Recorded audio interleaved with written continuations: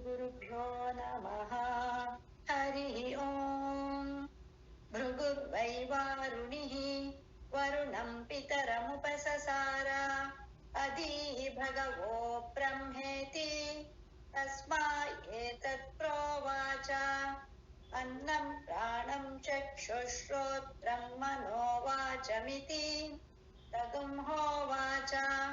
यतो वा इमानि भूतानि जायन्ते येन जातानि जीवन्ति यत्प्रयन्त्यभिसंविशन्ति तद्विजिज्ञासस्व तद्ब्रह्मेति स तपोतप्यता स तपस्तप्त्वा। ॐ ಶಾಂತಿ ಶಾಂತಿ ಶಾಂತಿ. ಇವಾಗ ಏನಾಯ್ತು? ಅನ್ನ, ಪ್ರಾಣ, ಚಕ್ಷು, ಶ್ರೋತು ಇದೆಲ್ಲ ದ್ವಾರಗಳ ಮೂಲಕ ಆ ಪರಮಾತ್ಮನನ್ನ ತಿಳಿದುಕೊಳ್ಳಕ್ಕೆ ಪ್ರಯತ್ನ ಮಾಡು. ಇವಾಗ ಇನ್ನೊಂದು ಅರ್ಥನು ಮಾಡ್ಬಿಡೋಣ. ಏನು? ಧ್ಯಾನ ಮಾಡೋದಕ್ಕೆ ಫಸ್ಟ್ ಯಾವ್ದನ್ನ ಕಂಟ್ರೋಲ್ ಮಾಡ್ಬೇಕು? ಅನ್ನ. ಏನು ಅನ್ನನ ಕಂಟ್ರೋಲ್ ಮಾಡ್ಬೇಕು? ಹೇಳಿದಾರಲ್ಲ, ಯೋಗಕ್ಕೆ ಹೇಗಿರ್ಬೇಕು? ತೀರಾ ತಿಂದವನಿಗೂ ಇಲ್ಲ, ತೀರಾ ತಿಂದೆ ಇರೋವನಿಗೂ ಅಲ್ಲ, ತುಂಬಾ ತಿನ್ನೋವನಿಗೂ ಅಲ್ಲ, ತಿಂದೆ ಇರೋವನಿಗೂ ಅಲ್ಲ. ಎಂತ ಆಹಾರ ತಗೊಂಡಾಗ ಏಕಾಗ್ರತೆಗೆ ಅದು ಅನುಕೂಲವಾಗಿರುತ್ತೋ, ನಿಮಗೆ ಹೊಟ್ಟೆನ ತೊಂದರೆ ಮಾಡೋದಿಲ್ವೋ, ಇದೆಲ್ಲ ನೋಡ್ಕೊಂಡು ಅನ್ನ. ಸೊ ಇನ್ನೊಂದು ಏನು ಅಂತ, ನಿಮ್ಮ ಶರೀರವನ್ನ ಏನ್ ಮಾಡ್ಬೇಕು? ಆದಷ್ಟು ಆರೋಗ್ಯವಾಗಿ ಇಟ್ಕೊಳ್ಳೋ ಮೂಲಕ ಪ್ರಯತ್ನ ಮಾಡ್ಬೇಕು. ಆಮೇಲೆ ನೆಕ್ಸ್ಟ್ ಬರೋದು ಇಂದ್ರಿಯಗಳು, ಚಕ್ಷು, ಶ್ರೋತ್ರ ಇದೆಲ್ಲ. ಆಮೇಲೆ ಇಲ್ಲ, ಪ್ರಾಣ ಬಂತು. ಅದು ಅತೃ ಅಂತ ಅಂದ್ರು. ಏನಾಯ್ತು? ಎಲ್ಲವನ್ನು 5 ಇಂದ್ರಿಯಗಳನ್ನೆಲ್ಲವನ್ನು ಗ್ರಹಿಸೋದಕ್ಕೆ ಯಾವುದು ಸಹಾಯ ಮಾಡ್ತಿದೆ? ಪ್ರಾಣ.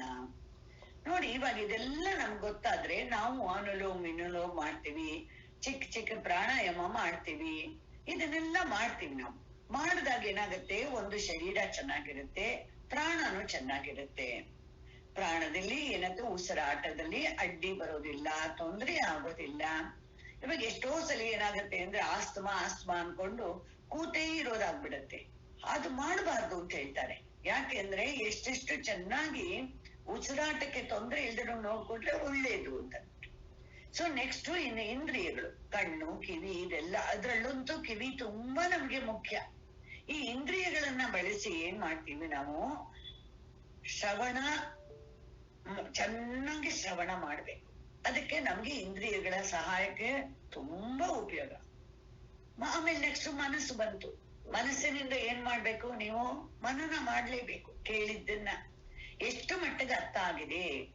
ನಾವು ಯಾವುದೇ ಒಂದು ಶ್ಲೋಕ ಮಂತ್ರ ಓದೋವಾಗ ಎಷ್ಟೇ ಬಾಯಿಗೆ ಬಂದ್ರು ಚೆನ್ನಾಗಿರೋ ಬುಕ್, ಸರಿಯಾಗಿ ಆಥೆಂಟಿಕ್ ಆಗಿರೋ. ಇವಾಗ ಗೀತೆ ಚಾಂಟ್ ಮಾಡ್ಬೇಕು ಅಂದ್ರೆ ಗೀತಾ ಪ್ರೆಸ್ ಬುಕ್ ಇಟ್ಕೊಂಡ್ರೆ ನನ್ಗನ್ಸೋದು ತುಂಬಾ ಒಳ್ಳೇದಾಗತ್ತೇನೋ ಅಂತ. ಅದನ್ನ ನೋಡ್ಕೊಂಡು ಹೇಳ್ಬೇಕು. ನಾವ್ ಏನೇನ್ ಮಿಸ್ಟೇಕ್ ಮಾಡ್ತೀವಿ ಅಂದ್ರೆ, ದೀರ್ಘ ಇಲ್ದಿರುವಾಗ ದೀರ್ಘ ಹೇಳ್ತೀವಿ, ವಿಸರ್ಗ ಇಲ್ದಿದ್ರೆ ವಿಸರ್ಗ ಹೇಳ್ಬಿಡ್ತೀವಿ. ಅದನ್ನೆಲ್ಲ ನೋಡ್ಕೊಂಡು, ಯಾಕೆಂದ್ರೆ ನಮಗೆ ಗ್ರಾಮರ್ ಬರಲ್ಲ. ಬಂದ್ರೆ ಏನಾಗತ್ತೆ? ಅದೆಷ್ಟು ತಪ್ಪರ್ಥ ಆಗತ್ತೆ ಅಂತ ಗ್ರಾಮರ್ ಬರೋರ್ಗ್ ಗೊತ್ತಾಗತ್ತೆ. ಅದಕ್ಕೋಸ್ಕರ ನೋಡ್ಕೊಂಡು ಫಸ್ಟ್ ಚೆನ್ನಾಗಿ ಹೇಳ್ಬೇಕು. ನಾವೇ ಹೇಳಿದ್ದನ್ನ ಬೇಕಾದ್ರೆ ರೆಕಾರ್ಡ್ ಮಾಡಿ ನೋಡ್ಕೊಳ್ಳಿ, ಸರಿಯಾಗಿ ಹೇಳಿದೀವಾ ಹೇಗೆ ಅಂತ ಮಾಡಿ ಏನ್ ಮಾಡ್ಬೇಕು? ಇದನ್ನೆಲ್ಲ ನೀವು ಮನನದಿಂದ ಹೆಲ್ಪ್ ಮಾಡ್ಕೋಬೇಕು. ಪುನಃ ಚಿಂತನೆ ಮಾಡಿ ಕೊನೆಗೆ ನಿಧಿಧ್ಯಾಸನ ಧ್ಯಾನದಲ್ಲಿ ಏನ್ ಮಾಡ್ಬೇಕು? ನಿಮ್ಗೆ ಆ ತಪ್ಪು ನಿಶ್ಚಯನೆಲ್ಲ ತೆಗೆಯೋದಕ್ಕೆ ಒಳ್ಳೆ ಸಹಾಯ ಮಾಡ್ಕೋಬೇಕು. ಇದು ನಿಮ್ಗೆ ತುಂಬಾ ಮುಖ್ಯ. ಧ್ಯಾನ ಇಲ್ದೆ ಮಾತ್ರ ಆಗೋದೇ ಇಲ್ಲ. ಜಪ ಧ್ಯಾನನೇ ನಮ್ಗೆ ಹೆಲ್ಪ್ ಮಾಡೋದು. ಎಷ್ಟೆಷ್ಟು ಅನ್ವಾಂಟೆಡ್ ಹೇಗೆ ಹೋಗೋದಕ್ಕೆ ಸುಡ್ಬೇಕು. ಅದಕ್ಕೆ ಸುಡೋದಕ್ಕೆ ಅಗ್ನಿ ಪ್ರಕಟ ಆಗ್ಬೇಕು. ನಿಮ್ಗೆ ಅಗ್ನಿ ಯಾವಾಗ ಪ್ರಕಟ ಆಗತ್ತೆ? ನೀವು ಬೆಳಗಿಂದ ಓಡಾಡ್ತಿಬಿಟ್ಟು ಏನೇ ಮಾಡಿದ್ರು ಅಗ್ನಿ ಪ್ರಕಟ ಆಗೋಲ್ಲ. ನೀವು ಅಗ್ನಿ ಪ್ರಕಟ ಆಗ್ಬೇಕು ಅಂದ್ರೆ ಜಪಯಜ್ಞ ಮಾಡ್ಬೇಕು. ಯಜ್ಞ ಅಂದ್ರೆ ಏನು? ಜಪ ಮಾಡ್ಬೇಕು. ನೀವು ಮಾಡುವಾಗ ಏನಾಗುತ್ತೆ? ನಿಮ್ಮ ಮನಸ್ಸು ಸಂಸ್ಕಾರಯುಕ್ತವಾದ ಮನಸ್ಸು ತಿರುಗು ಬೇರೆ ಕಡೆ ಸಾಕು, ತುಂಬಾ ಹೊತ್ತು ಮಾಡ್ಬಿಟ್ಟಿದೀಯಾ ಹೇಳ್ಬಿಡುತ್ತೆ. ಗೊತ್ತಾಯ್ತಾ? ನೀವು ಟೈಮ್ ನೋಡಿ ಶುರು ಮಾಡೋವಾಗ ತುಂಬಾ ಹೊತ್ತು ಮಾಡಿದ್ಯಾ ಅಂತ ಮನಸ್ಸು ಹೇಳುತ್ತೆ. ಕಣ್ಣು ಬಿಟ್ಟು ನೋಡಿದ್ರೆ 3 ನಿಮಿಷ ಕೂಡ ಮಾಡಿರ್ಲಿಲ್ಲ ನಾವು. ಆ 3 ನಿಮಿಷಕ್ಕೆ ತುಂಬಾ ಹೊತ್ತು ಅಂತ ಹೇಳುತ್ತೆ ಅದು. ಹಾಗೆ ಏನಾಗುತ್ತೆ, ಘರ್ಷಣೆ ಇರುತ್ತೆ. ಆದ್ರೆ ನಮ್ಮ ಸಂಕಲ್ಪವನ್ನ ಸ್ಟ್ರಾಂಗ್ ಆಗಿ ಇಟ್ಕೊಂಡ್ ಮಾಡ್ಬೇಕು. ಯಾವಾಗ ಮಾಡ್ತೀವೋ ಆವಾಗ ಏನಾಗತ್ತೆ, ನಮ್ಮ ಒಳಗೆ ಅಗ್ನಿ ಪ್ರಕಟ ಆದಾಗ ಘರ್ಷಣೆ ಇದೆ. ಗೊತ್ತಲ್ಲ ನಿಮ್ಗೆ, ಕೈ 2 ಉಜ್ಜಿದ ತಕ್ಷಣ ಏನಾಗತ್ತಮ್ಮ, ಹೀಟ್ ಪ್ರೊಡ್ಯೂಸ್ ಆಗುತ್ತೆ, ಎಲ್ಲರಿಗೂ ಗೊತ್ತಿರೋ ವಿಷಯ. ಅದನ್ನೇ ನಿಧಿಧ್ಯಾಸನದಲ್ಲಿ ಅಂದ್ರೆ ಜಪ ಅಥವಾ ಧ್ಯಾನ ಮಾಡುವಾಗ ಏನಾಯ್ತು, ಪುನಃ ಪುನಃ ಹೋಗೋದನ್ನ ಹೇಳ್ತಾನಲ್ಲ ಕೃಷ್ಣ, ಶನೇ ಶನೈರುಪರಿಮೇತತ್ ಬುದ್ಧ್ಯಾ ಧೃತಿ ಗೃಹೀತಯ ಆತ್ಮ ಸಂಸ್ಥಂ ಮನಃಕೃತ್ವ ನ ಕಿಂಚಿದಪಿ ಚಿಂತೆಯೇ. ಬೇಡದಿರೋ ಚಿಂತೆನ ಫಸ್ಟ್ ಬಿಡ್ಬೇಕು. ಇವಾಗ ಯಾವುದು ಬೇಡದಿರೋ ಚಿಂತೆ, ನನಗೆ ನಾನು ಹೇಳ್ಕೊಳ್ಳೋದು ಏನು ಅಂದ್ರೆ, ಬೇಡದಿರೋ ಚಿಂತೆ ಏನು, ಹೆಲ್ಪ್ಲೆಸ್ನೆಸ್. ಅಯ್ಯೋ ನನಗಿಲ್ಲ, ನನಗಿದೆಲ್ಲ, ಏನಾಗ್ತಿದ್ಯೋ ಗೊತ್ತಾಗ್ತಿಲ್ಲ, ಎಲ್ಲದಕ್ಕೂ ಭಯ ಆಗತ್ತೆ. ಕಲ್ಪನೆ ಮಾಡಿ ಮಾಡಿ ಭಯ. ಹೆಲ್ಪ್ಲೆಸ್ನೆಸ್ ನ ಹೋಗಿಸ್ಕೊಳಕ್ಕೆ ಪರಮಾತ್ಮನ ಜಪ ಬಿಟ್ರೆ ಬೇರೆ ದಾರಿ ಇಲ್ಲ. ಅವನು ಒಬ್ಬ ನಿಯಂತ ಇದ್ದಾನೆ, ಎಲ್ಲ ಸರಿಯಾಗಿದೆ ಅಂತ ಅನ್ಕೊಂಡು ಧೈರ್ಯ ತಗೋಬೇಕು. ಎರಡನೇದು ಏನು ಅಂದ್ರೆ, ನಮ್ಗೆ ಇನ್ನೊಂದು ಎಲ್ಲದಕ್ಕೂ ಡಿಪೆಂಡಬಿಲಿಟಿ, ಪ್ರತಿ ಒಂದಕ್ಕೂ. ಸೊ ಆದಷ್ಟು ಸ್ಲೋ ಆಗಿ ನಾವೇ ಎಷ್ಟು ಆಗತ್ತೋ. ಅದಕ್ಕೆ ನಾನು ನಮ್ಮ ಮಾವನವ್ರನ್ನ ಜ್ಞಾಪಿಸ್ಕೊಂಡು ಒಂದು ವರ್ಡ್ ತೆಗೆದಾಕ್ಬೇಕು ಅಂತಿದ್ದೀನಿ. ಸರ್ವೆಂಟ್ ಅನ್ನೋ ವರ್ಡ್ ತೆಗೆದಾಕ್ಬೇಕು, ಹೆಲ್ಪರ್ ಅಂತ ಮಾಡ್ಕೋಬೇಕು. ಏನದ್ರಿಂದ ಆಗತ್ತೆ ಅಂದ್ರೆ, ನಾವು ನಮ್ಮ ಮನೆ ಅಲ್ವಾ ಇದು, ನಾವು ಎಲ್ಲ ನಮ್ಮ ಕೆಲಸ ಮಾಡಿ ಸ್ವಲ್ಪ ಹೆಲ್ಪ್ ಮಾಡೋದಕ್ಕೆ ಇಟ್ಕೊಂಡಿದೀವಿ ಅಂತ. ಎಷ್ಟು ಚೆನ್ನಾಗಿರುತ್ತೆ ನೋಡಿ ಆ ಆಟಿಟ್ಯೂಡ್ ಇದ್ರೆ. ಆವಾಗ ಡಿಪೆಂಡೆನ್ಸಿ ನಮಗೆ ಏನಾಗುತ್ತೆ, ಎಲ್ಲದ್ರಲ್ಲೂ ಸ್ಲೋ ಆಗಿ ಡಿಪೆಂಡೆನ್ಸಿ ಕಮ್ಮಿ ಮಾಡ್ಕೋಬೇಕು. ಯಾಕೆಂದ್ರೆ ನಾವ್ ಏನ್ ಮಾಡ್ಬಿಡ್ತೀವಿ, ನಮ್ಮ ಮನಸ್ಸಿನ ಮೂಡ್ ಅಂತ ಫೇಮಸ್ ತಾನೆ, ಮೂಡ್ ಇಲ್ಲ. ಮಾತೆತ್ತಿದ್ರೆ ಏನು ಮೂಡ್ ಇಲ್ಲ. ಈ ಮೂಡ್ ಯಾರ ಮೇಲೆ ಡಿಪೆಂಡ್ ಆಗಿದೆ ಅಂದ್ರೆ, ಇನ್ನೊಬ್ಬರ ಮೇಲೆ ಡಿಪೆಂಡ್ ಮಾಡಿಟ್ಟಿದ್ದು. ತುಂಬಾ ಕಷ್ಟ ಇದು. ಡಿಪೆಂಡೆನ್ಸಿನು ಏನ್ ಮಾಡ್ಬೇಕು, ತುಂಬಾ ಕಮ್ಮಿ ಮಾಡ್ಕೋಬೇಕು. ನಮ್ಮ ಮೂಡ್ಗೆ ಇನ್ನೊಬ್ಬರಿಂದ ನಮ್ಮ ಮೂಡ್ ಚೇಂಜ್ ಆಗ್ಬಾರ್ದು. ಅದೇಗೆ ಯಾಕೆ ಚೇಂಜ್ ಆಗ್ಬೇಕು, ಮಾಡೋದ್ರಿಂದಾನೇ ನಮ್ಗೆ ವಿ ಲೂಸ್ ದ ಟೈಮ್. ಇಲ್ಲ, ಅಯ್ಯೋ ಇವತ್ತ ನನ್ಗೆ ಭಗವದ್ಗೀತೆ ಓದೋ ಮೂಡೇ ಇಲ್ಲ, ಅಯ್ಯೋ ಇಲ್ಲಪ್ಪ ಇವಾಗ ವೇದ ಅಂತ ಕೇಳೋ ಮೂಡೇ ಇಲ್ಲ, ಮಾತೆತ್ತಿದ್ರೆ ಅದು. ಇದು ಡಿಪೆಂಡೆನ್ಸಿ. ಏನಾಗತ್ತೆ, ಇನ್ನೊಬ್ಬರಿಂದ ನಾವು ತೊಂದರೆ ಆಗುತ್ತೆ. ನೆಕ್ಸ್ಟ್ ಮೂರನೇ ಇನ್ನೊಂದು ಏನಪ್ಪಾ ಅಂದ್ರೆ ಎಕ್ಸ್ಪೆಕ್ಟೇಷನ್. ಅದು ನಮ್ಮನ್ನ ಎಷ್ಟು ಸತಾಯಿಸುತ್ತೆ ಅಂದ್ರೆ ನಮಗ್ ಗೊತ್ತಾಗೋದೇ ಇಲ್ಲ. ನೋಡಿ, 1 ತಿಂಗಳಾಯ್ತು, ಹೇಗಿದೀಯಾ ಅಂತ ಕೇಳಿಲ್ಲ, ಒಂದು ಫೋನ್ ಮಾಡಿಲ್ಲ, ಇದು ಮಾತಾಡಿಲ್ಲ, ಬಂದು ನೋಡೋದಿಲ್ಲ. ಅದು ವಯಸ್ಸಾಗ್ಬಿಟ್ಟಂತೂ ಇನ್ನೂ ತುಂಬಾ ಅನ್ಸ್ಬಿಡುತ್ತೆ. ಯಾರು ಬಂದ್ ನೋಡಿಲ್ಲ, ಯಾರು ಬಂದು ಕೇಳಿಲ್ಲ. ಪಾಪ ದಿವ್ಸ ಒಳಗೆ ಅಂತರ್ಯಾಮಿ ಕೂತ್ಕೊಂಡು ನಿಮ್ಮನ್ನೇ ನೋಡ್ತಾ, ನಿಮ್ಮನ್ನೇ ಕೇಳ್ತಾ, ನೀವ್ ಮಾತಾಡಿದ್ದನ್ನೇ ಕೇಳ್ತಾ, ಅವನ್ನ ಮಾತ್ರ ಯಾರು ನೋಡೋದಿಲ್ಲ. ಅವನಿಗೆ ಎಷ್ಟು ಡಿಪ್ರೆಷನ್ ಬರ್ಬೇಕು ನೋಡ್ಕೊಳ್ಳಿ. ಅವನಿಗೆ ಎಕ್ಸ್ಪೆಕ್ಟೇಷನ್ ಇರೋಲ್ಲ ನಮ್ಮಿಂದ. ಆದ್ರಿಂದ ಸ್ಲೋ ಆಗಿ ನಾನ್ ನಿಮಗೆ ಅಡ್ವೈಸ್ ಮಾಡ್ತಾ ಇಲ್ಲಪ್ಪ, ನಿಜವಾಗ್ಲೂ ಹೇಳ್ತೀನಿ, ಸಿನ್ಸಿಯರ್ ಆಗಿ ಹೇಳ್ತೀನಿ. ಪುನಃ ನನ್ ಮನಸ್ಸಿಗೆ ಹೇಳ್ತಾ ಇದ್ದೀನಿ, ಇದು ಮೂರೇ ನಮಗೆ ತೊಂದರೆಗೆ ಅವಕಾಶ. ಇದನ್ನ ಏನಾಯ್ತು, ಜಪ ಧ್ಯಾನದಿಂದ ಏನಾಯ್ತು, ಅಗ್ನಿ ಪ್ರಕಟ ಆಗಿ ಇದನ್ನ ತೆಗೆದಾಕ್ಬೇಕು. ಎಷ್ಟಿಷ್ಟು ಇದಕ್ಕೆ ಇನ್ನೊಂದು ಮುಖ್ಯವಾದ ವಿಷಯ ಏನ್ ಗೊತ್ತಾ, ಪರಮಾತ್ಮನಲ್ಲಿ ಅವನು ಮಾಡಿರೋಲ್ಲ ದೃಢ ವಿಶ್ವಾಸ ಇರ್ಬೇಕು. ಎಲ್ಲರೂ ಹೇಳ್ತಾರೆ ಕೋರ್ಟಿನ ಬಗ್ಗೆ ಇನ್ನೂ ಎಷ್ಟೇ ಆದ್ರೂ ವಿಶ್ವಾಸ ಇದೆ. ಐ ಗೋ ಟು ಕೋರ್ಟ್ ಅಂತ, I see you in court ಅಂತಾರೆ. ಏನೋ ವಿಶ್ವಾಸ ಇದೆ, ಕೋರ್ಟ್ಗೆ ಹೋದ್ರೆ ಆಗತ್ತೆ, ನಮ್ಗೆ ಸಾಲ್ವ್ ಆಗತ್ತೆ. ಅದೇ ರೀತಿ ನಮ್ಗೆ ಪರಮಾತ್ಮನಲ್ಲಿ ದೃಢ ವಿಶ್ವಾಸ ಬಂದಾಗ ಇದೆಲ್ಲ ಕಮ್ಮಿ ಆಗತ್ತೆ. ಇದು ಎಷ್ಟು ಕಮ್ಮಿ ಆಗ್ಬಿಡ್ತೋ ಆವಾಗ ನಮ್ಮ ವಿಚಾರ ಅನ್ನೋದು ಸುಖವಾಗಿ ಹೋಗುತ್ತೆ. ಬ್ರಹ್ಮ ಲಕ್ಷಣ ನಮ್ಗೆ ತುಂಬಾ ಸುಲಭ. ಅದಕ್ಕೋಸ್ಕರ ಹೇಳ್ತಾರೆ, ಇವಾಗ ಎಲ್ಲವನ್ನು ಉಪಯೋಗಿಸ್ಬಿಟ್ಟು ಶ್ರವಣ ಮನನ ನಿಧಿಧ್ಯಾಸನ ಮಾಡಿ ಇವಾಗ ವಿಚಾರದಿಂದ ಲಕ್ಷಣವನ್ನು ವಿಚಾರ ಮಾಡ್ಬೇಕು. ಇವನು ಮಾಡ್ತಾನೆ. ಇವಾಗ ಯಾರು, ಭೃಗು ಮಾಡ್ತಾ ಇದ್ದಾನೆ. ಅವನು ಏನ್ ಮಾಡಿದ್ರು, ಇವಾಗ ಲಕ್ಷಣ ಏನ್ ಲಕ್ಷಣ ಮೊದಲು ಹೇಳಿದ್ರು, ಯಾವುದರಿಂದ ಎಲ್ಲ ಪ್ರಾಣಿಗಳು ಎಲ್ಲ ನಾಮರೂಪಗಳು ಹುಟ್ಟುತ್ತೋ, ಹುಟ್ಟಿದ ಮೇಲೆ ಯಾರಲ್ಲಿಯೇ ಬದುಕಿರುತ್ತೋ ಅಥವಾ ಬೆಳೀತಾ ಇರುತ್ತೋ ಅಲ್ವಾ, ಬೆಳೆಯೋದು ಆಗ್ಬೇಕಲ್ಲ. ಮತ್ತು ನಾಶವಾದಾಗ ಯಾವುದ್ರಲ್ಲಿ ಹೋಗಿ ಸೇರತ್ತೋ, ಇದು 3 ಲಕ್ಷಣ ಕೊಟ್ರು. ಒಂದು, ಯಾವುದರಿಂದ ಹುಟ್ಟತ್ತೆ, ಯಾವುದರಿಂದ ಬದುಕಿದೆ, ಯಾವುದರಲ್ಲಿ ಹೋಗಿ ಸೇರತ್ತೆ. ಹುಟ್ಟು, ಇರುವು, ನಾಶ. ಬಟ್ ಇದು 3 ಟೈಮಲ್ಲಿ ಯಾವುದರಿಂದ ಹುಟ್ಟಿದೀವೋ ಅದರಲ್ಲಿ ಬದಲಾವಣೆ ಇಲ್ಲ, ಇದರಲ್ಲಿ ಬದಲಾವಣೆ ಇದೆ. ಮ್ಯಾನಿಫೆಸ್ಟ್, ಅನ್ಮ್ಯಾನಿಫೆಸ್ಟ್ ಅಂತ ಇಲ್ಲ. ಎಲ್ಲದಕ್ಕಿಂತ ಶರೀರಗಳಲ್ಲಿ ಬೇಕಾದಷ್ಟು ಬದಲಾವಣೆ ಇದೆ. ಜಾಯತೆ, ಅಸ್ಥಿ, ವರ್ಧತೆ, ಪರಿಣಮತೆ, ಅಪಕ್ಷೀಯತೆ, ವಿನಶ್ಯತಿ. ಎಷ್ಟು ನೋಡಿ ಬದಲಾವಣೆ ಇದೆ. ಬದಲಾವಣೆ ಇಲ್ದಿದ್ರೆ ಯಾರಿಗೆ ಇಷ್ಟ ಆಗುತ್ತೆ ಪ್ರಪಂಚದಲ್ಲಿ? ಬದಲಾವಣೆ ಮನುಷ್ಯನ್ಗೂ ಇಷ್ಟ ಇರ್ಲಿ. ಎಲ್ಲ ಪರಮಾತ್ಮ ಯೋಚನೆ ಮಾಡಿ ತುಂಬಾ ಚೆನ್ನಾಗಿ ಮಾಡ್ಕೊಟ್ಟಿದ್ದಾನೆ. ಆದ್ರೆ ಆ ಬದಲಾವಣೆ ಯಾವ್ದಾಗ್ತಾ ಇದೆ ನೋಡ್ಬೇಕು. ಯಾವ್ದು ಬದಲಾವಣೆ ಆಗದೆ ಇರೋದು ನೀಡಿಬೇಕಲ್ಲ. ನಮಗೇನಾಗ್ಬಿಡುತ್ತೆ ಅಂದ್ರೆ ಬದಲಾವಣೆನೇ ತುಂಬಾ. ಗುಡಿಗೆ ಹೋದ್ರೂ ಇಷ್ಟೇ ನೋಡ್ರಿ. ಇವತ್ತು ತಾಯಿಗೆ ಕೆಂಪು ಸೀರೆ ಉಡಿಸಿದ್ದಾರೆ. ಇವತ್ತು ನೋಡಿ ಫ್ರೈಡೇನಂತೆ, ಅವ್ರ ಅದಕ್ಕೋಸ್ಕರ ಕಲರ್ ಇದು. ಆ ಮಂಡೇ ಹೋದ್ರೆ ನೀವು ಎಲ್ಲೋ ಸಾರಿ ಉಡಿಸ್ತಾರೆ. ಕರೆಕ್ಟು, ಎಲ್ಲ ಚೆನ್ನಾಗಿರುತ್ತೆ ಮಾಡಿ, ನಾವ್ ಬೇಡ ಅನ್ನಿಲ್ಲ. ಆದ್ರೆ ಬದಲಾವಣೆ ಆಗ್ದಿರೋ ತಾಯಿ ಕೂತಿದ್ದಾಳೆ ಅಂತ ಅವಳು ಗಮನಿಸ್ಬೇಕೋ ಇಲ್ವಾ? ಬರೀ ಕಲರ್ ಸೀರೆನೇ ನೋಡ್ತಾ ಇದ್ರೆ ಬದಲಾವಣೆ ಆಗದೆ ಇರೋ ತತ್ವನೇ ನೋಡೋಲ್ಲ ಅಂದ್ರೆ. ಶಂಕರಾಚಾರ್ಯ ರಿಕ್ವೆಸ್ಟ್ ಮಾಡ್ಕೊಡ್ತಾರೆ, ಯಾವ ಕಾಲದಲ್ಲಿ ಯಾವ್ದ ಸ್ವರೂಪವನ್ನು ಬಿಡದೆ ಇದೆಯೋ ಅದು ಚೇಂಜೇ ಆಗೋದಿಲ್ವೋ ಅದೇ ಬ್ರಹ್ಮದ ಲಕ್ಷಣ. ಅಂದ್ರು ಸ್ವಲ್ಪನೂ ಚೇಂಜ್ ಆಗ್ಬಾರ್ದು, ಕ್ಷೀಣ ಕೂಡ ಆಗೋಂಗಿಲ್ಲ. ಜ್ಞಾಪಕ ಇರ್ಲಿ. ಇವಾಗ ನಾವು ಮಾತಾಡ್ತಾ ಇದೀವಿ, ಜೋರಾಗಿ ಮಾತಾಡ್ತಿದೀವಿ, ಆಗೋಲ್ಲ ಅಂತ ಸ್ವಲ್ಪ ಅಷ್ಟು ಕ್ಷೀಣ ಆಗೋದು ಅಷ್ಟು ಬ್ರಹ್ಮದ ಲಕ್ಷಣ ಅಲ್ಲ. ಹಾಗಾದ್ರೆ ಇದೆ, ಏನೂ ಆಗಿಲ್ಲ, ಇದೆ, ಇವಾಗ್ಲೂ ಇದೆ. ಆದ್ರೆ ಕ್ಷೀಣ ಆಯ್ತು, ಅದು ಕೂಡ ಲಕ್ಷಣ ಅಲ್ಲ. ಅದನ್ನೇ ಹೇಳ್ತಾರೆ, ಸ್ವರೂಪದಲ್ಲಿ ಹೇಗಿದೆ, ಒಂದು ಚೂರು ಬದಲಾವಣೆ ಇಲ್ಲ. ಅದಕ್ಕೆ ಏನ್ ಒಂದು ಫುಟ್ ನೋಟ್ ಕೊಡ್ತಾರೆ, ತುಂಬಾ ಒಳ್ಳೆ. ಎಷ್ಟು ನಮಸ್ಕಾರ ಮಾಡ್ಬೇಕು ಮನಸಾರೆ ಸಚ್ಚಿದಾನಂದೇಂದ್ರ ಸರಸ್ವತಿಗಳಿಗೆ ಕೋಟಿ ಕೋಟಿ ನಮಸ್ಕಾರ ಮಾಡು. ಅವ್ರು ಒಂದು ಫುಟ್ ನೋಟ್ ಕೊಡ್ತಾರೆ, ಬ್ರಹ್ಮವು ಜಗತ್ತಿನ ಜನ್ಮಾದಿಗಳಿಗೆ ಕಾರಣ ಅಂತ ಹೇಳಿದ್ರೆ ಏನ್ ಅರ್ಥ ಆಯ್ತು ಇದ್ರಲ್ಲಿ? ವಾಟ್ ಈಸ್ ದ ವಿವಕ್ಷಿತಾಂಶ ಏನು, ಇಂಪ್ಲೈಡ್ ಮೀನಿಂಗ್ ಏನ್ ನೋಡ್ಬೇಕು. ಅದನ್ನ ಇಂಪ್ಲೈಡ್ ಮೀನಿಂಗ್ ಅನ್ನು ಹೇಳ್ಕೊಡ್ತಾ ಇದ್ದಾರೆ ಅವರು.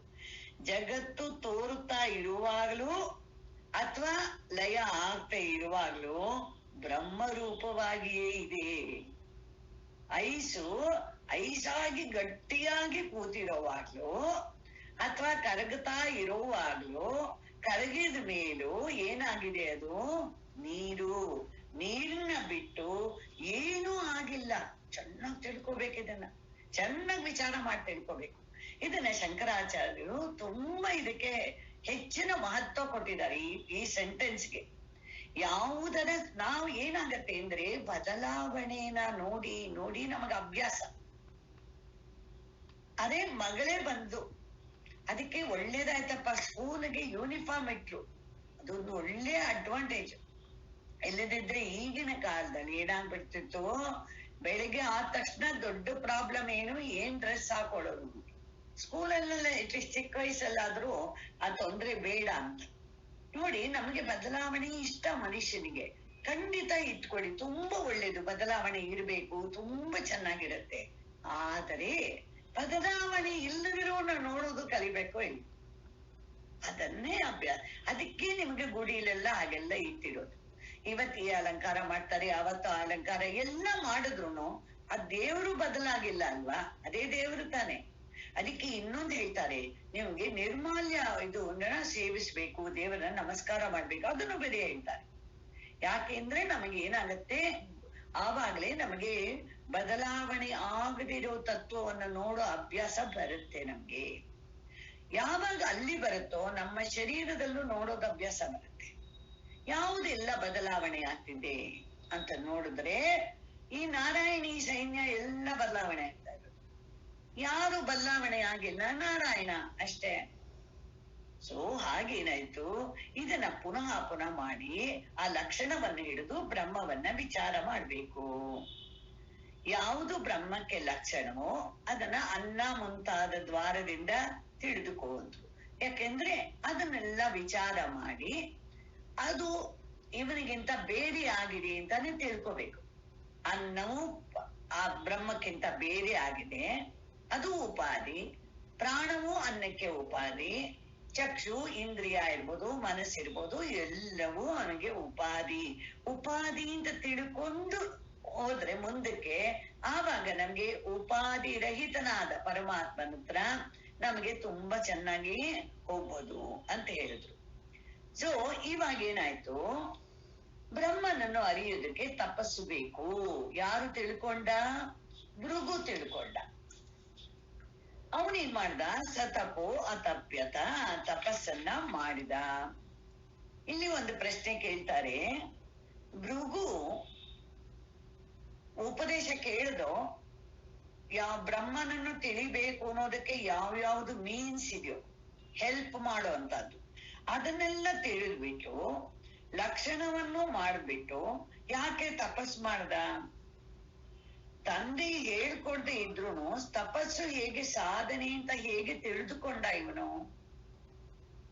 ಸಂಸಾರಂ ದೀರ್ಘ ರೋಗಶ್ಚ ವಿಚಾರಂ ಪರಮ ಔಷಧಂ.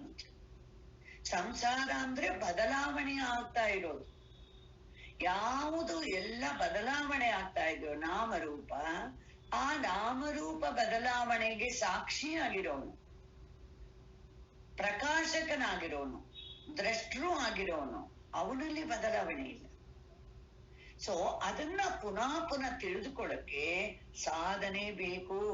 ಅದ್ಯಾವುದು? ತಪಸ್ಸು. ತಪಸ್ಸು ಹೇಗಿರ್ಬೇಕು? ವಿಚಾರ ರೂಪಿ ಸಾಧನೆ.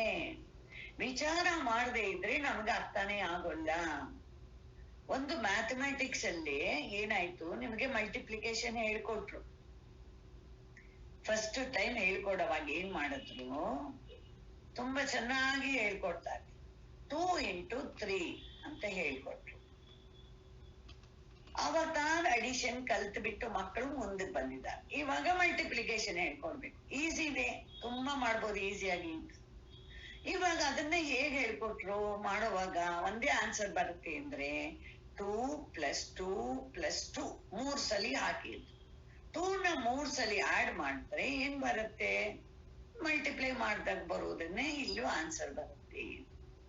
ಇವಾಗ ಚಿಕ್ಕ ಲೆಕ್ಕದಲ್ಲೇನೋ ಮಾಡ್ಬೋದು, ದೊಡ್ಡ ದೊಡ್ಡ ಲೆಕ್ಕದಲ್ಲಿ ಕೂತ್ಕೊಂಡ್ ಮಾಡೋಕಾಗತ್ತಾ? ಎಷ್ಟು ಕಷ್ಟ ಇರುತ್ತೆ.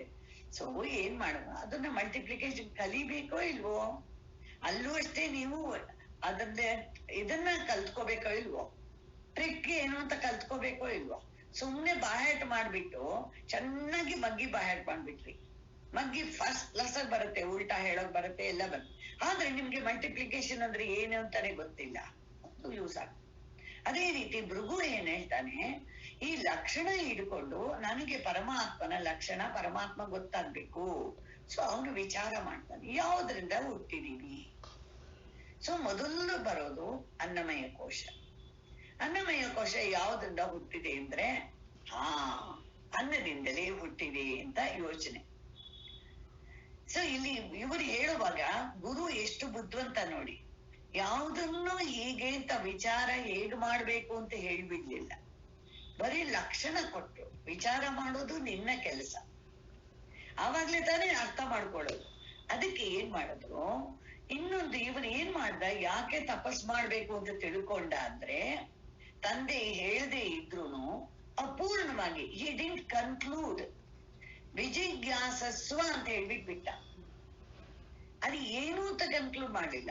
ಸತ್ಯಂ ಜ್ಞಾನಂ ಅನಂತಂ ಬ್ರಹ್ಮ ಅಂತ ಹೇಳಲಿಲ್ಲ, ಕನ್ಕ್ಲೂಡ್ ಮಾಡ್ಲಿಲ್ಲ. ಇವಾಗ ಏನ್ ಮಾಡ್ದ, ಇಷ್ಟೇ ಹೇಳ್ದ, ತದ್ ವಿಜಿಜ್ಞಾಸಸ್ವ. But you can take the help of the ಅನ್ನ, ಪ್ರಾಣ, ಇಂದ್ರಿಯ, ಮನಸ್ಸು ಅಂತ ಹೇಳ್ಬಿಟ್ಟು. ಆದ್ರಿಂದ ಇವನೇನ್ ಮಾಡ್ದ, ಹೇಗೆ ಲೋಕದಲ್ಲಿ ಯಾವುದೇ ಕೆಲಸ, ಇವಾಗ ಒಂದು ಮೊಸರನ್ನ ಕೊಟ್ಟು ಬಿಟ್ರು, ಮೊಸರನ್ನ ಕೊಟ್ಬಿಟ್ಟು ಹೊಸದಾಗಿ ಮದ್ವೆ ಆಗಿ ಬಂದಿದ್ದಾಳೆ ಸೊಸೆ, ಹಳ್ಳಿ ಮನೆಯವರಿದ್ರೆ ಅದ್ರಲ್ಲಿ ಮದ್ವೆ ಆಗ್ಬಿಟ್ಟಿದೆ ಅವಾಗ. ಅಲ್ಲಿ ಅವರು ದಿನ, ಯಾಕಂದ್ರೆ ಹಸುಗಳಿದೆ, ಬೇಕಾದಷ್ಟು ಹಾಲಿದೆ, ಬೆಣ್ಣೆ ಕಡಿಬೇಕು. ಸೊ ಅವ್ರು ಏನ್ ಮಾಡಿದ್ರು, ಕಡಿಯೋದನ್ನ ಹೀಗೆ ಒಂದು ಪಾತ್ರೆನು ಇಟ್ರು, ಪಕ್ಕದಲ್ಲಿ ಸ್ವಲ್ಪ ನೀರನ್ನು ಇಟ್ಟಿದ್ದಾರೆ, ಕುಡ್ಗೋಲ್ ಕಟ್ಟಿರ್ತಾರಲ್ಲ ಒಂದು ಜಾಗ ಇರುತ್ತೆ, ಅದಕ್ಕೆ ಕಟ್ಟಿರ್ತಾರೆ ಸುಖವಾಗಿ ಹೀಗೆ ಮಾಡೋಕೆ ಇಲ್ಲ.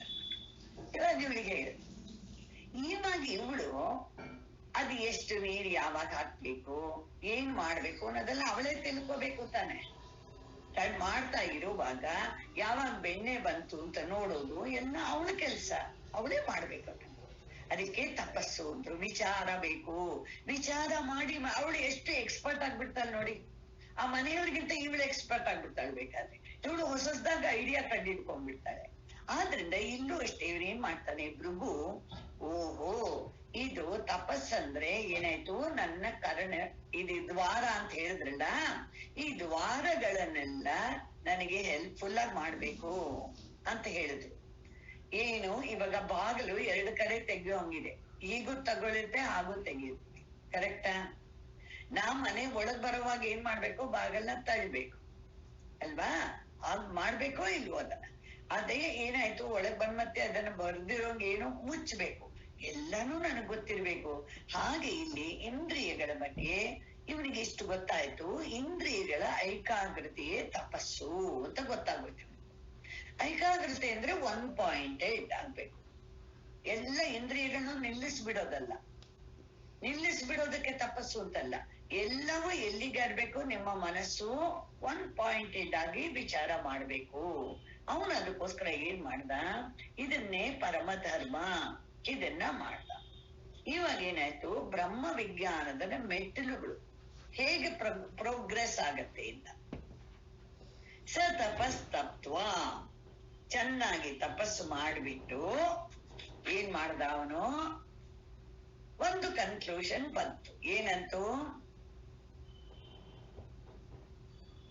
ಪದ್ಮ ಓದಿ ಅದನ್ನ. ಅನ್ನಂ ಬ್ರಹ್ಮೇತಿ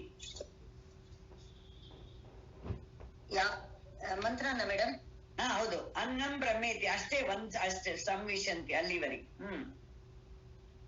ಓಂ ಅನ್ನಂ ಬ್ರಹ್ಮೇತಿ ವ್ಯಜಾನಾತ್ ಅನ್ನಾಧೇವ ಖಲ್ವಿಮಾನಿ ಭೂತಾನಿ ಜಾಯಂತೆ ಅನ್ನೇನ ಜಾತಾನಿ ಜೀವಂತಿ ಅನ್ನಂ ಪ್ರಯಂತ್ಯಭಿಸಂವಿಶಂತೀತಿ ತದ್ವಿಜ್ಞಾಯ ಪುನರೇವ ವರುಣಂ ಪಿತರಮುಪಸಸಾರ ಅಧೀಹಿ ಭಗವೋ ಬ್ರಹ್ಮೇತಿ ತಗುಂಹೋವಾಚ ತಪಸಾ ಬ್ರಹ್ಮ ವಿಜಿಜ್ಞಾಸಸ್ವ ತಪೋ ಬ್ರಹ್ಮೇತಿ. ಸಾಕು ಸಾಕು ಪದ್ಮ, ಸಾಕು, ಅಷ್ಟೇ, ಬೇಕಾದಷ್ಟು. ಸೊ ಇವನ್ ಏನ್ ಮಾಡ, ತಪಸ್ಸನ್ನ ಮಾಡಿ ವಿಚಾರ ಮಾಡಿ ಮಾಡಿ ತಿಳ್ಕೊಂಡ. ಹೌದಲ್ವಾ, ಅನ್ನದಿಂದಲೇ ಹುಟ್ಟಿದೆ. ಯಾಕೆಂದ್ರೆ ಪಂಚಾಗ್ನಿ ವಿದ್ಯೆಯಲ್ಲೂ ಬರುತ್ತೆ ಏನಂತ, ಈ ಪೃಥ್ವಿ ಅಗ್ನಿಲಿ ಬಂದು ಮತ್ತೆ ಯಾವ ರೂಪ ಯಾವ್ದ್ರಲ್ಲಿ ಇರ್ತಾನೆ ಜೀವಾತ್ಮ ಅಂದ್ರೆ, ಗೋಧಿಲಿ, ಅಕ್ಕಿಲಿ, ಹಣ್ಣಲ್ಲಿ, ಎಲ್ಲದಕ್ಕೂ ಅನ್ನ ಅಂತಾರೆ. ಆ ರೂಪದಲ್ಲಿ ಇದ್ದಾನೆ. ಸೊ ಅನ್ನದಿಂದಲೇ ಏನಾಯ್ತು, ತಂದೆ ಇದಕ್ಕೆ ಬಂದು ಆಮೇಲೆ ತಾಯಿಗೆ ಬರ್ತಾನೆ, ಹುಟ್ಟುತ್ತಾನೆ. ಓಹೋ, ಅನ್ನದಿಂದಲೇ ಎಲ್ಲರೂ ಹುಟ್ಟುತ್ತಾರೆ. ಆಯ್ತು. ಅನ್ನಾದೇವ ಕಲ್ವಿಮಾನಿ ಭೂತಾನಿ ಜಾಯಂತೆ ಅಂತ ಹೇಳ್ಬಿಟ್ಟು, ಅನ್ನಂ ಬ್ರಹ್ಮೇತಿ ಅದರಿಂದ ಹುಟ್ಟಿದೆ ಅಂತ ತಿಳಿದ್ಬಿಟ್ಟು, ಅನ್ನೇನ ಜಾತಾನಿ ಜೀವನ್, ಮಗು ಹುಟ್ಟದು ಮತ್ತೆ ಅದಕ್ಕೆ ಹಾಲೇ ಕೊಡದಿದ್ರೆ ಬೆಳೆಯುವುದು ಹೇಗೆ ಅದು? ನೋಡಿದ್ರ, ಹಾಲು ಕೊಡಿದ್ರು, ಹಾಲೇ ಕೊಡ್ತಾ ಇರೋದ ಎಷ್ಟು ವರ್ಷ ಆದ್ರೂ ಇಲ್ವಲ್ಲ, ಕೊಡ್ತಾರಲ್ವಾ? ಒಂದು 3-4 months ಆದ್ಮೇಲೆ ಮೆತ್ತಗೆ ಇಂಟ್ರೊಡ್ಯೂಸ್ ಮಾಡಿ ಮಾಡಿ ಸ್ವಲ್ಪವಾಗಿ ಸೆಮಿ ಸಾಲಿಡ್ ಎಲ್ಲ ಮಾಡಿ ಕೊಡ್ತಾರೋ ಇಲ್ವೋ? ಹಾಗೆ ಏನಾಯ್ತು, ಇವನಿಗೆ ಗೊತ್ತಾಯ್ತು, ಓ ಅನ್ನದಿಂದಲೇ ಎಲ್ಲ ಬೆಳೆಯತ್ತೆ, ಚೆನ್ನಾಗಿ ಬೆಳೆಯತ್ತೆ ಅಂತ ಹೇಳಿದ್ರು. ಲಕ್ಷಣಗಳೆಲ್ಲ ಹೊಂದುತ್ತಾ ಇದೆ. ಆಮೇಲೆ ಏನಾಗತ್ತೆ, ಶರೀರ ಎಲ್ಲಿಗೆ ಹೋಗಿ ಸೇರತ್ತೆ? ಅನ್ನಕ್ಕೆ ಹೋಗಿ ಸೇರುತ್ತೆ. ತಿರುಗು ಏನು, ಭೂಮಿಲಿ ಅನ್ನಕ್ಕೆ ಯಾವ್ದು ಮೂಲ ಅಂದ್ರೆ ಭೂಮಿಲಿ ಒಂದಾಗಿ ಸೇರ್ಬಿಡುತ್ತೆ. ಓಹೋ, ತಂದೆ ಹೇಳಿದ ಲಕ್ಷಣ ಇಲ್ಲ ಇದರಲ್ಲಿ, ತುಂಬಾ ಚೆನ್ನಾಗಿದೆ. ಸೊ ಹಾಗಾದ್ರೆ ಅನ್ನನೇ ಬ್ರಹ್ಮ ಅನ್ನೋದು ಯುಕ್ತವಾಗಿದೆ ಅಂತ ಅಂದ್ಬಿಟ್ಟು ಅನ್ಕೊಂಡು.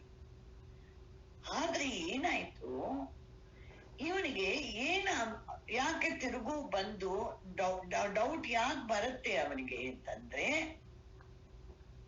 ಅನ್ನಕ್ಕೆ ಉತ್ಪತ್ತಿ ಇದೆ. ಯಾವುದಕ್ಕೆ ಉತ್ಪತ್ತಿ ಇದೆಯೋ ಅದು ನಾಶ ಆಗತ್ತೆ. ಆಮೇಲೆ ಏನಿದ್ರು ಇದನ್ನ ಏನ್ ಮಾಡಿದ್ರು, ಈ ಡೌಟ್ಸ್ ಎಲ್ಲ ಯಾವಾಗ ಬರುತ್ತೆ ಮನುಷ್ಯನಿಗೆ ಅಂದ್ರೆ ಲಕ್ಷಣವನ್ನು ಸಂಪೂರ್ಣವಾಗಿ ಚೆನ್ನಾಗಿ, ಯಾಕಂದ್ರೆ ಈ ಮೂರು ಯಾವ್ದ್ರಿಂದ ಬಂದಿಯೋ ಅದರಲ್ಲಿ ಬದಲಾವಣೆ ಆಗಬಾರ್ದು.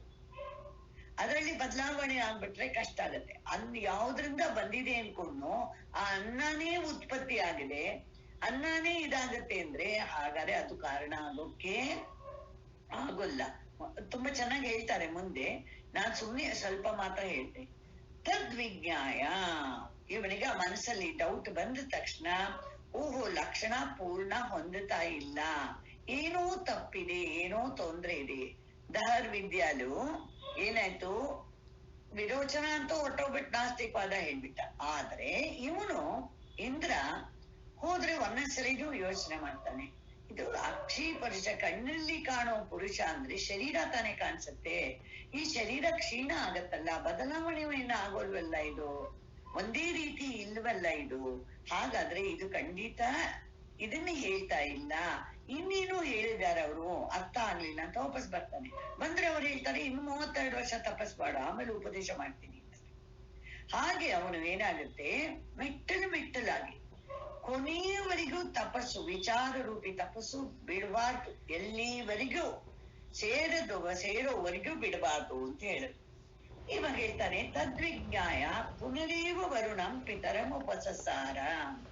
ವರುಣ ತಂದೆಯಾದ ವರುಣನನ್ನ ಹತ್ರ ಬಂದ, ನನಗೆ ಬ್ರಹ್ಮವನ್ನು ಹೇಳ್ಕೊಡು. ಅದಿ ಭಗವೋ ಬ್ರಹ್ಮೇತಿ. ಹಾಗಾದ್ರೆ ಅವನು ಇಲ್ಲಿ ಹೇಳ್ದೆ ಇದ್ರು ಏನರ್ಥ, ತಾನು ಅನ್ನವನ್ನು ಬ್ರಹ್ಮ ಅಂತ ತಿಳ್ಕೊಂಡಿದ್ದು ಪೂರಾ ಸ್ಯಾಟಿಸ್ಫ್ಯಾಕ್ಷನ್ ಇಲ್ಲ, ಅದ್ರಲ್ಲಿ ಏನೋ ಲೂಪ್ ಹೋಲ್ ಇದೆ ಅಂತ ಗೊತ್ತಾಯ್ತು, ಏನೋ ತಪ್ಪಿದೆ, ಯಾಕಂದ್ರೆ ಅನ್ನವೂ ಹುಟ್ಟತ್ತೆ ಅಂತ ಆಯ್ತಲ್ಲ. ಅವ್ರು ಏನ್ ಮಾಡ್ಬಿಟ್ರು, ತಮೋ ವಾಚ, ವರುಣ ಹೇಳ್ತಾನೆ ಅವನ ಭೃಗುನ ಕುರಿತು, ತಪಸಾ ಬ್ರಹ್ಮ ವಿಜಿಜ್ಞಾಸಸ್ವ ತಪೋ ಬ್ರಹ್ಮೇತಿ. ನೋಡಿ ಇವಾಗ ಓಪನ್ ಆಗಿ ಹೇಳ್ತಾರೆ, ಏನು ಇವನು ಮಾಡಿದಾನೆ ಅಂತ ಗೊತ್ತು, ತಪಸ್ಸು ವಿಚಾರ ರೂಪಿ ತಪಸ್ಸು ಮಾಡಿ ಬಂದಿದ್ದಾನೆ ಅಂತ. ಸರಿ, ಇವಾಗ ವಿಚಾರ ರೂಪಿ ತಪಸ್ಸು ಮಾಡು, ಅದ್ರಿಂದಾನೇ ನೀನ್ ತಿಳಿಯೋಕೆ ಪ್ರಯತ್ನ ಪಡ್ಬೇಕು, ನಿಶ್ಚಯ ಮಾಡ್ಬೇಕು. ಆ ತಪಸ್ಸೇ ಬ್ರಹ್ಮ, ಯಾಕೆಂದ್ರೆ ತಪಸ್ಸಿನಿಂದಲೇ ಬ್ರಹ್ಮ ಸಾಕ್ಷಾತ್ಕಾರ ಆಗ್ಬೇಕು ಅಂತ ಹೇಳಿದ್ರು. ಇಲ್ಲಿ ಒಂದು ಪ್ರಶ್ನೆಗೆ ಹಾಕ್ತಾರೆ, ಅನ್ನವು ಬ್ರಹ್ಮದ ಲಕ್ಷಣ ಯುಕ್ತಿಯಿಂದಲೇ ಅರ್ಥಕೊಂಡು, ಆದ್ರೆ ಸಂಶಯ ಬಂತು. ಅವನಿಗೆ ಏನ್ ಸಂಶಯ ಬಂತು ಅಂದ್ರೆ, ಅನ್ನಕ್ಕೆ ಉತ್ಪತ್ತಿ ಕಂಡು ಬರುತ್ತೆ. ತಪಸ್ಸನ್ನು ಪುನಃ ಹೇಳಿರೋದ್ರಿಂದ ಏನರ್ಥ, ಎಲ್ಲಿವರೆಗೂ ಬ್ರಹ್ಮದ ಲಕ್ಷಣ 100% ಹೊಂದೋದಿಲ್ವೋ ಅಲ್ಲಿವರೆಗೂ ಏನಾಗತ್ತೆ, ಇನ್ನೂ ನಾನ್ ತಿಳ್ಕೊಂಡಿರೋ ಸರಿ ಇಲ್ಲ, ಇನ್ನೂ ತಿಳ್ಕೋಬೇಕು ಅಂತ ಅಲ್ಲಿವರೆಗೂ ಏನಾಗಿದೆ, ತಪಸ್ಸೇ ಸಾಧನ. ಸೊ ಅದ್ರಿಂದಲೇ ತಿರುಗು ವಿಚಾರ ಮಾಡಿ ತಿಳ್ಕೋಬೇಕು ಅಂತ ಹೇಳಿದ್ರು. ಇವಾಗ ಗುರೂಜಿ ಅವರು ಒಂದು ಕತೆ ಹೇಳಿದ್ರು, ಜ್ಞಾಪಕ ಬರುತ್ತೆ, ಹೇಳ್ತೀನಿ.